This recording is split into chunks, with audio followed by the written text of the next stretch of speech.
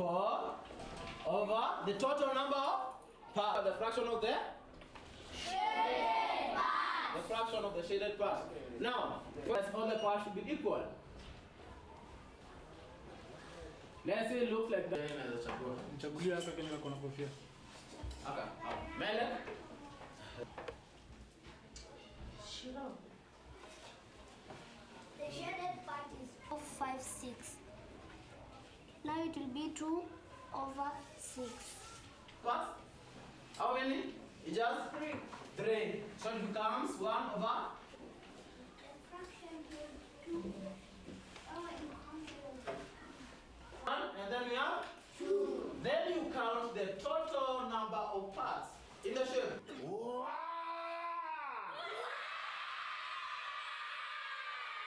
Through our mentorship program, we realized children are just studying maths and English without an identity. And we decided to start teaching these children an identity clause, which is called the Afrocentric curriculum, which is the freedom curriculum. And when we started doing that, we saw serious transformation. Majority of these children started coming out with excellent results. Another name for 1 over 2? Another name for 1 over 2? Are we together? Yes. Then we come and do this one again. The fraction count the total number of parts. Then you write the total number of.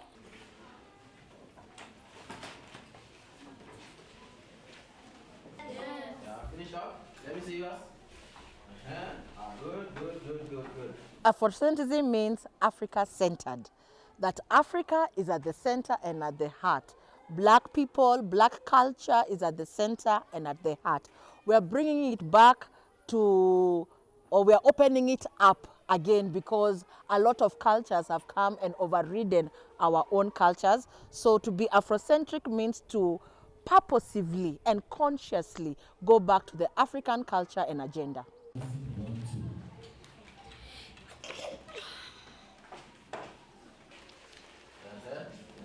Let me see yours.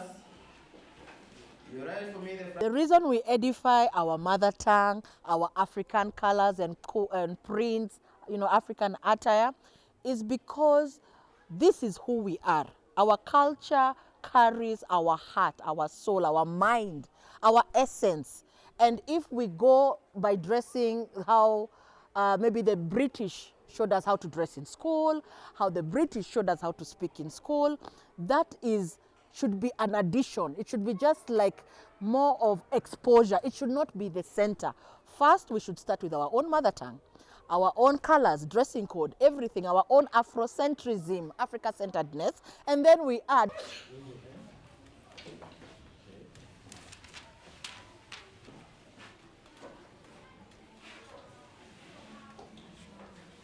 Over 6. You look at the part that are shaded. We have 1. This school is an African-centered school.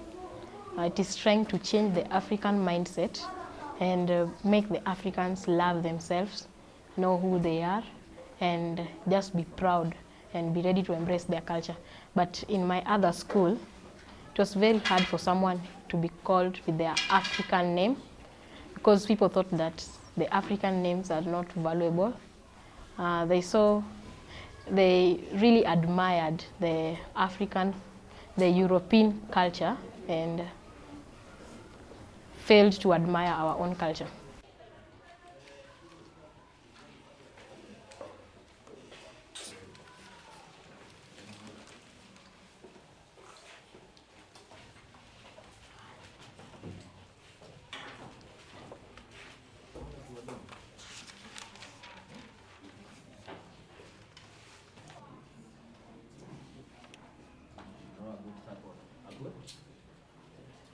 This school has helped shape my Africanism by making me embrace my African name, making me love my African name, making me wear my African attire, basically letting us embrace to the world our culture.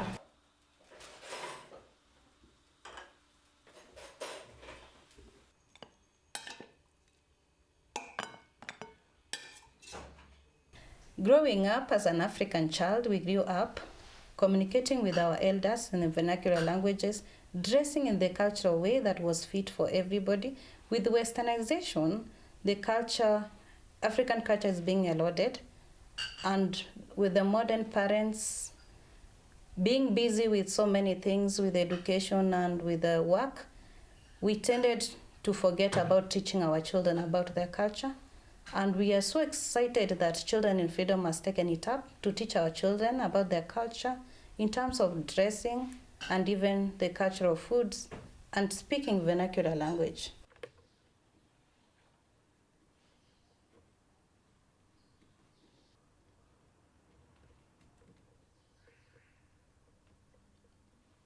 Still, in many schools, we see textbooks being used that have not much to do with an African context. Whether it's history books that talk about European history, whether it is science and scientific concepts that do not relate to the African reality and the real world here in Africa. So it is important that we revisit the curricular approaches, that we teach about the issues and the challenges, but also the opportunities in relationship to the African context.